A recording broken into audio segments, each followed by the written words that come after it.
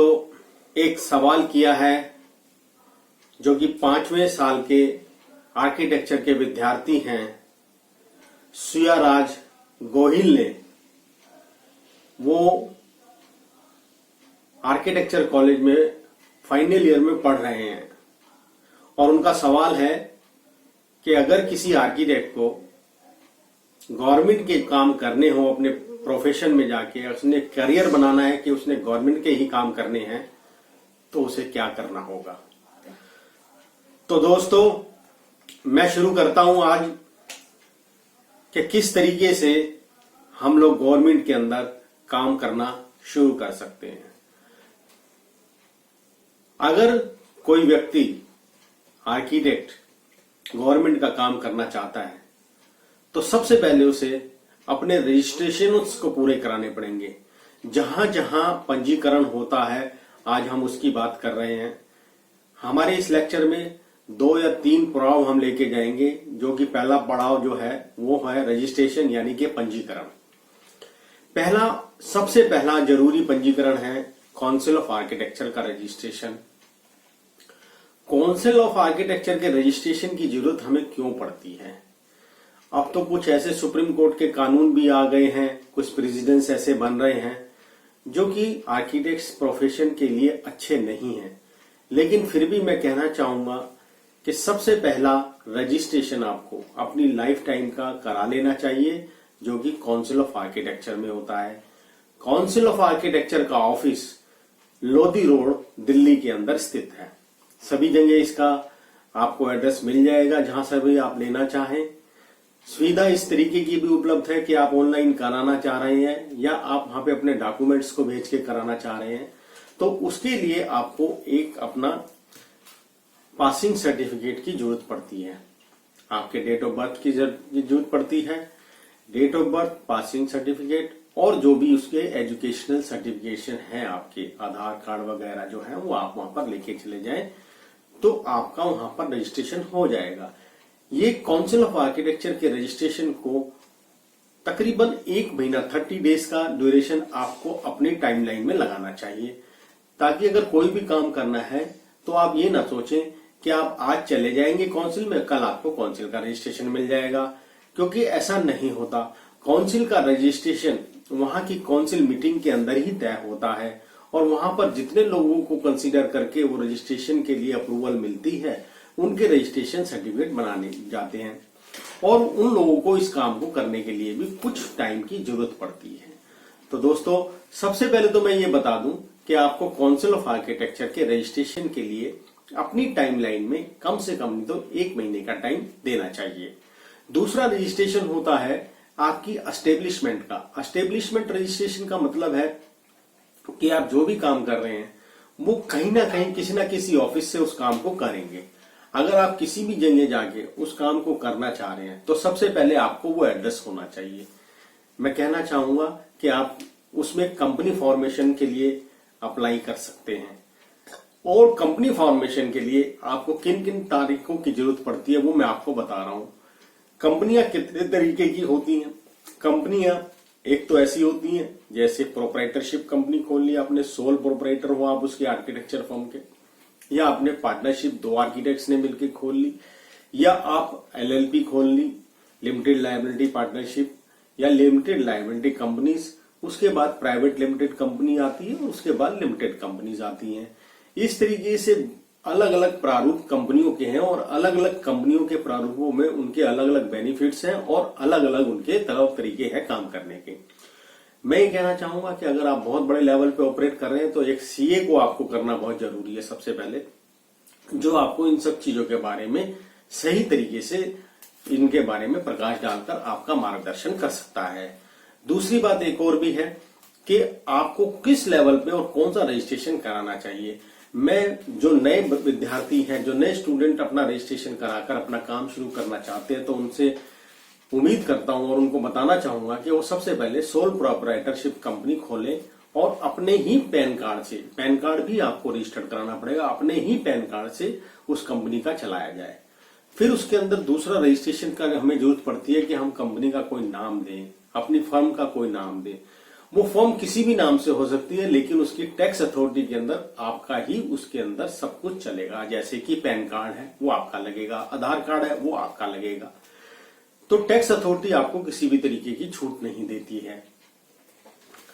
अब बात आती है बैंक अकाउंट की। आपको एक बैंक अकाउंट भी खोलना पड़ेगा, जिसका करंट अकाउंट में आप बैंक अकाउंट खोलिए और कोशिश कीजिए कि ऐसे बैंक में खोला जाए जहां पर आपका आसानी से आना जाना हो सके, क्योंकि आर्किटेक्ट्स को या किसी भी प्रोफेशनल आदमी को बैंकों के साथ बहुत सारे काम करने होते हैं। बाद में जाकर उनको बैंकों की हर चीजें देखनी होती हैं, समझनी होती हैं। तो इसलिए मैं कहना चाहूंगा ऐसे बैंक में आप अपना खाता खुलवाइए जहां पर आपको सुविधा हो। दूसरी बात एक और कि जब आपने बैंक अकाउंट खुलवा लिया, आधार कार्ड आपका हो गया, पैन कार्ड आपका हो गया, तो आपका तीसरा जो रजिस्ट्रेशन है वो एक एमएसएमई कंपनी का एक होता है, मीडियम स्मॉल स्केल इंडस्ट्रीज का एक सर्टिफिकेट होता है। आपको उसमें रजिस्ट्रेशन कराना बहुत जरूरी है, क्योंकि उसका एक प्रोविजन ये है कि अगर कोई व्यक्ति आपकी बाद में पेमेंट नहीं करता है तो वो लायबल हो जाता है 45 डेज के अंदर, यानी कि 45 दिन में आपको वो पेमेंट के लिए लायबल हो जाता है। आप उसकी शिकायत गवर्नमेंट में कर सकते हैं कि आपने ये काम किया और उसने 45 दिन में आपको पैसा नहीं दिया है। तो इस तरीके की बातों को आप ध्यान रखें और इनका पहले ही आप निवारण कर लें। एक आप उद्योग आधार में भी अपना रजिस्ट्रेशन करा लें, ताकि सरकार की कोई भी पॉलिसी आती है उसमें आपका रजिस्ट्रेशन होगा तो आपको उसमें प्रिविलेज मिलेगी। ये सारी बातें तो मैंने करी हैं रजिस्ट्रेशन की। इसके साथ साथ कुछ ऐसे और प्लेटफॉर्म भी हैं, जैसे आज की डेट में मोदी सरकार ने सेंट्रलाइज वेंडर्स एक पोर्टल बनाया है जिसके अंदर सेंट्रलाइज वेंडर को लिया जाता है। एक ऐसा पोर्टल बनाया है जिसके अंदर सेंट्रलाइज कंसल्टेंट को लिया जाता है। तो आप वहां पर भी अपना रजिस्ट्रेशन कराएं। इस तरीके से उद्योग आधार को रजिस्टर्ड कराने के बाद, एमएसएमई में रजिस्ट्रेशन कराने के बाद, बैंक में अकाउंट खुलवाने के बाद और किसी एक प्रमाइसिस का एड्रेस लेने के बाद जहां से आप ऑपरेट करेंगे, बेशक अपने घर से ऑपरेट करें, कोई इश्यू नहीं है, कोई उसको देखना नहीं चाहता। तो इसके बाद जो एक आपकी प्रेजेंस बनानी पड़ती है कि आप आर्किटेक्ट हैं, तो आपको किसी न किसी आज की डेट में किसी न किसी वेब पोर्टल के साथ जुड़ना पड़ेगा, जिसमें आप अपना प्रोफाइल बनाकर अपने काम का वहां पर दिखा सकते हैं कि वहां पर हम क्या कर रहे हैं, कैसे कर रहे हैं, हमारी क्या क्या अप्रोच है, हमारे क्या क्या थॉट्स हैं, हमारे क्या इंस्पायरेशंस वगैरह हैं। तो उन सारी चीजों में आपको अपना एक वेब पोर्टल बनाना पड़ेगा। जो लोग अपना वेब पोर्टल बना सकते हैं अच्छी बात है, लेकिन आज की डेट में बहुत सारे सेंट्रलाइज वेब पोर्टल भी अवेलेबल हैं, जैसे कि archfacing.com वेब पोर्टल है जो कि हमने स्टूडेंट्स के लिए बनाया है, प्रोफेशनल्स के लिए बनाया है। ऐसे प्रोफेशनल्स के लिए बनाया है जो अभी उस स्तर पर ऑपरेट नहीं कर पा रहे हैं, ज्यादा पैसा खर्च नहीं कर पा रहे हैं, लेकिन उनके काम बहुत अच्छे हैं और वो काम बहुत अच्छा दिखाना चाहते हैं। तो ये बात तो हुई रजिस्ट्रेशन की। आपको इन सब चीजों से रजिस्ट्रेशन करा लेना चाहिए। एक अच्छा सा अपना विजिटिंग कार्ड भी छपा लेना चाहिए आपको, ताकि आप क्लाइंट को दें, क्योंकि ज्यादा क्वांटिटी मत बनवाना, उसकी मात्र 100 बनवाना, क्योंकि 100 कार्ड आपको एक साल के लिए बहुत रहेंगे। इसके बाद एग्जीबिशंस वगैरह में जाते हैं तो वहां के लिए एक अलग से कार्ड बनवाएं। उसमें बहुत ज्यादा खर्चा करने की जरूरत नहीं है, क्योंकि एग्जीबिशंस वालों को कार्ड सिर्फ इसलिए चाहिए होता है कि वो आपकी मेल और आपके टेलीफोन से आपसे कांटेक्ट कर सके। तो इसलिए उनके लिए दूसरे किस्म का कार्ड बनवाया जाए, छोटे साइज में, और ताकि कम कागज में ज्यादा चीजें उनको दी जा सके। तो ये जो चीजें हैं, ये रजिस्ट्रेशन का कॉन्सेप्ट है। जब ये आपका रजिस्ट्रेशन हो जाता है तब आप ये सोचें कि आपको किस गवर्नमेंट में काम करना है। यहां से शुरुआत होती है आपके करियर की।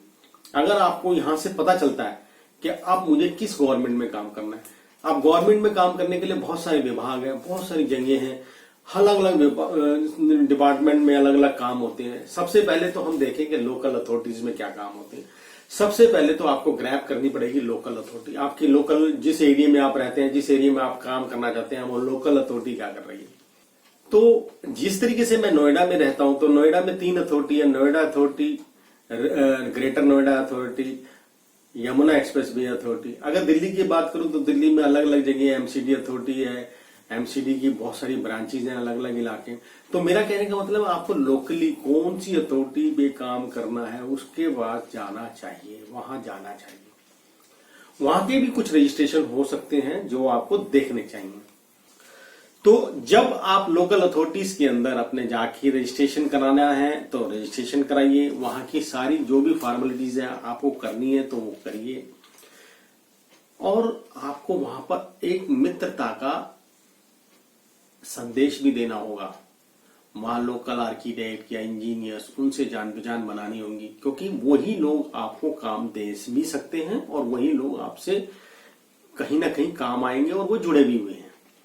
दूसरी बात यह है कि ये तो होगी लोकल अथॉरिटी की बात। कुछ ऐसी एजेंसीज हैं, सेंट्रलाइज एजेंसीज हैं, जिनमें हम लोग काम कर सकते हैं। जैसे रेलवे में काम कर सकते हैं, फाइनेंस डिपार्टमेंट में हम लोग काम कर सकते हैं, एनबीसीसी में हम लोग काम कर सकते हैं। इस तरीके के बहुत सारे डिपार्टमेंट हैं आज, क्योंकि वेब पे आप पोर्टल पे जाएंगे तो आपको बहुत सारे ऐसे डिपार्टमेंट आपको सामने दिख जाएंगे जहां पर आर्किटेक्ट्स का रजिस्ट्रेशन चाहिए होता है। तो आर्किटेक्ट वहां पर जब जाता है तो वो थोड़े थोड़े काम अपने करे, बहुत बड़ा काम करने की कोशिश ना करे एकदम से, क्योंकि हो सकता है कि बड़े काम देने के लिए वो डिपार्टमेंट, पर्टिकुलर कोई डिपार्टमेंट आपके ऊपर उतना विश्वास ना दिखाए। आवास विकास निगम वगैरह है, ये जो विभाग है, इनके अंदर आप समय समय पर देखेंगे कि इन पैनलमेंट के कुछ ना कुछ निकलते रहते हैं। तो आपको पूरी तरह से उन विभागों के ऊपर नजर रखनी पड़ेगी। जब तक आप उन डिपार्टमेंट्स पे नजर नहीं रखेंगे तब तक आप चुप कर देंगे। आपको रेगुलर 5-10 साइटें, 15 डिपार्टमेंट की साइटों के ऊपर नजर रखनी पड़ेगी, 10-12 एकदम से देखनी पड़ेगी। जैसे सवेरे व्हाट्सएप देखते हैं उठते, उसी तरीके से आपको हर एक डिपार्टमेंट की वेबसाइट को खोल के देखना पड़ेगा। और खोल के देखने के बाद देखना पड़ेगा किसके अंदर क्या डेवलपमेंट चल रहा है और आप कहाँ अच्छे तरीके से फिट हो सकते हैं।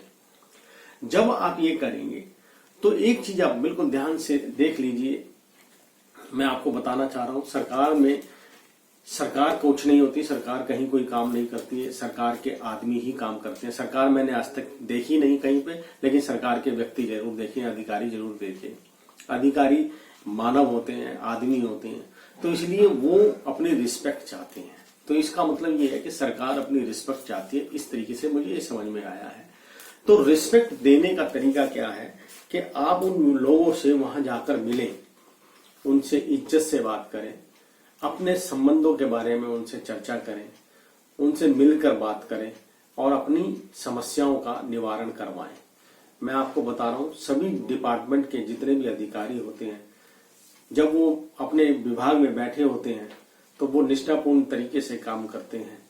लेकिन जिस तरीके से ही वो लोग अपने घर में आते हैं या कहीं बाहर रेस्टोरेंट वगैरह में बैठते हैं, इधर उधर बैठते हैं, तो वो जरूर आपके बारे में चर्चा करेंगे और जरूर आपसे मिलेंगे। और अगर मिलते हैं आपसे वो लोग या आप उनसे मिलते हो इस तरीके से, तब भी आपको सौहार्द का माहौल ही बनाकर रखना होगा। एक प्रिंसिपल याद रखिए कि जो झुकेगा आर्किटेक्चर में वो उतना ही ऊपर पहुंचेगा। अगर आप झुकेंगे नहीं तो आप ऊपर नहीं पहुंच सकते। इस तरीके से आपको अलग अलग विभागों में जाके अलग अलग पहचान बनानी पड़ेगी, पहली बात। दूसरी बात ये कि विभाग का कोई भी काम हो, चाहे वो कुछ भी काम हो, चाहे छोटे से छोटा हो, पहले फ्री में भी कर दोगे तो कोई दिक्कत नहीं है, पहले विदाउट टेंडर भी कर दोगे तो कोई दुख नहीं है। बाद में टेंडरिंग प्रोसेस आता है। आज की डेट के अंदर 2 स्टेज कॉम्पिटिशन हो गया है। पहली स्टेज में आपकी फाइनेंशियल बिड देखेंगे, दूसरी स्टेज में आपका डिजाइन बिड देखेंगे। तो इस तरीके का कॉन्सेप्ट भी अब चल पड़ा है थोड़े से बड़े लेवल के प्रोजेक्ट्स के लिए। लेकिन वो एक अच्छी बात भी है और एक बुरी बात भी है। अच्छी बात तो इसलिए कि बड़े प्रोजेक्टों के लिए समर्थ शक्ति की जरूरत पड़ती है। कोई आर्किटेक्ट कितना समर्थ है किसी काम को करने के लिए, उसकी जरूरत पड़ती है। लेकिन बुरी इसलिए है कि नए आदमी को वहां पे जगह नहीं मिलती है, नए आदमी को वहां खड़े करने के लिए, पांव रखने के लिए जगह नहीं होती है। तो इसलिए दोनों ही मिली जुली प्रक्रिया है। लेकिन मैं ये चाहूंगा कि आप लोगों को सबसे पहले तो अपना पोर्टफोलियो बनाना चाहिए, किसी भी प्लेटफॉर्म पे पोर्टफोलियो बनाना चाहिए। इस वीडियो के अंत में मैं अपना एक लिंक भेज रहा हूं, लिख रहा हूं आपको, जिसके अंदर आप अपना रजिस्ट्रेशन करा सकते हैं, जो कि फ्री ऑफ कॉस्ट है, सभी लोगों के लिए है। और अपने प्रोफाइल को वहां पर लोड करके आप ज्यादा से ज्यादा लोगों को बता सकते हैं कि ये आपका है। और अभी आपके उसमें पैसे भी नहीं लगेंगे और आपको वहां पर एक जगह मिल जाएगी लोगों को बताने के लिए कि मैं यहाँ पर ये चीजें मेरी डिस्प्ले में रखी हुई है, आप देख सकते हैं। अब दूसरी बात यह है कि जब हमने रजिस्ट्रेशन भी करा लिया, जब हमने डिपार्टमेंट में भी रजिस्ट्रेशन करा लिया, तो काम कैसे मिले? तो मैंने बताया काम लेने के लिए आपको दो जो आधार हैं काम लेने के, उन दो प्रिंसिपलों को अच्छे तरीके से निभाना पड़ेगा, देखना पड़ेगा। एक आपका व्यवहार, एक आपका जो बोलचाल का तरीका है वो बहुत ही अच्छा होना चाहिए, बहुत ही सौम्य होना चाहिए, ताकि लोगों को पता चले कि आप एक अच्छे इंसान हैं। क्योंकि हम विश्वकर्मा की संतान हैं, हमारा अच्छा होना अनिवार्य है। अगर हम अच्छे नहीं होंगे तो मैं आपको कह सकता हूं कि हम बहुत बड़ा काम नहीं कर सकते। पहला नियम तो है हमारे व्यवहार का, और दूसरा नियम जो है वो ये है कि जो कमिटमेंट हो गई, तो वो वाला डायलॉग याद आता है कि एक बारी अगर मैं कमिट कर लूं तो मैं अपने आप की भी नहीं सुनता। तो अगर आपने किसी काम के प्रति कमिटमेंट कर लिया तो उसको निभाना है, चाहे उसमें पैसा मिले चाहे ना मिले। मैं आपको गारंटी से लिख के देता हूं, आर्किटेक्ट का पैसा आज नहीं तो कल मिलता जरूर है, मरता नहीं। अगर आपने एमएसएमई में रजिस्ट्रेशन करा रखा है, हाँ एक और बात करना चाहता हूं, इनवॉइस काटने में कभी भी कोतल ना डालना। आप पहले दिन से ही अपने हर क्लाइंट को आदत डालो कि एडवांस लेके बगैर मैं काम नहीं करूंगा, बिल्कुल नहीं करूंगा। कैसे? जैसे मान लें कोई काम की आपने फीस मांगी कि जी मुझे यहाँ पे 1 लाख रुपए फीस चाहिए, और 1 लाख रुपए फीस मांगने के बाद वो कह रहा है जी ठीक है दे देंगे, आप काम करिए। नहीं, हम काम नहीं करेंगे तब तक जब तक आप हमें 25% पैसा अभी यहां नहीं देके जा रहे तो ठीक है, हम भी नहीं काम कर रहे। जब वो 25% पैसे मान ली 25,000 रुपये आपको दे देगा, तो यूं समझ लीजिए वो आपसे बाउंड हो गया कि आपसे वो काम कराएगा। लेकिन आपको क्या करना है कि हर महीने उसकी इनवॉइस काट के उसके यहां भेज देनी है, ताकि उसको आदत पड़े कि हर 1 तारीख को उनके यहां से एक इनवॉइस कट के हमारे घर आ जाती है। 1 तारीख को इनवॉइस काटेंगे तो उसका बेनिफिट मैं आपको बता रहा हूं क्या होगा। 1 तारीख को काटी गई इनवॉइस के लिए जो टैक्स भरना होता है उसके लिए हमें 50 दिन मिलते हैं। तो 50 दिन में तो आपकी पेमेंट रियलाइज हो ही जाएगी, क्योंकि 45 दिन में तो एमएसएमई आपको रियलाइज कराता है। तो इसलिए आप 1 तारीख को रेगुलर 1 तारीख को इनवॉइस काटिए हर एक क्लाइंट की, चाहे वो 10 रुपए की इनवॉइस हो चाहे 10 करोड़ की हो। बिल्कुल डरने की जरूरत नहीं है, कभी ये सोचने की जरूरत ही नहीं है कि भाई आपने अगर इनवॉइस काट दी तो टैक्स आपको भरना पड़ेगा इसलिए इनवॉइस नहीं काटेंगे। अगर क्लाइंट कैश में भी पैसे देता है तो भाई साहब आपको काटनी ही पड़ेगी इनवॉइस, कोई दूसरा चारा ही नहीं है। आप इनवॉइस काटिए, इनवॉइस काटेंगे, और कोई आदमी 100 में से 10 लोग ऐसे जरूर होंगे जो तंग करेंगे आपको, उनका इलाज दूसरा है।